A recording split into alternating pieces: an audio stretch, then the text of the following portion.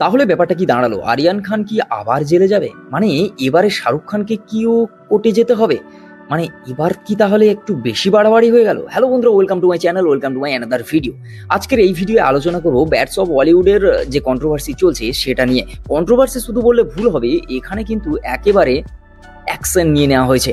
ঘটনাটা কি সবাই জানে, ব্যাটস অফ বলিউড এই ওয়েব সিরিজ আরিয়ান খানের ডেবিউ ওয়েব সিরিজ, আর সেখানে ডিরেকশন আরিয়ান খান দিয়েছেন। এবার শাহরুখ খানের মতন একজন সুপারস্টার, তার ছেলে লঞ্চ হচ্ছে, মানে সেটা নিয়ে যে আলোচনা হবে এটা স্বাভাবিক। আবার প্ল্যাটফর্ম যদি নেটফ্লিক্সের মতো হয় আর সেখানে ব্লকবাস্টার বলে একদম মানে কি বলা যায় প্রমাণিত ব্যাটস অফ বলিউড, আর সেখানে অভিনয়ের প্রত্যেকটা ক্লিপস ভাইরাল যাচ্ছে। আর গল্পে রয়েছে একটা বড় টুইস্ট, সেটা হলো একজন বড় সুপারস্টারের ছেলে ড্রাগস এই কেসে ফেঁসে যায়, আর তারপর তাকে নিয়ে যাওয়া হয় কোর্টে, আর সেটা আরিয়ান খানের লাইফের সঙ্গে পুরো সরাসরি কানেক্টেড।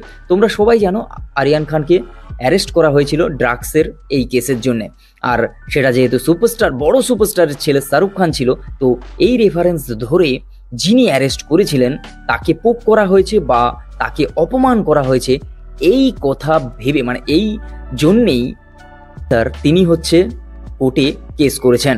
আর এর চিঠি গিয়ে পৌঁছেছে, মানে সামন গিয়ে পৌঁছেছে রেড চিলি এন্টারটেনমেন্টের কাছে আর নেটফ্লিক্সের কাছে। মানে তাহলে কি আবার আরিয়ান খানকে কোর্টে যেতে হবে? তাহলে কি আবার শাহরুখ খানকে কোর্টে যেতে হবে?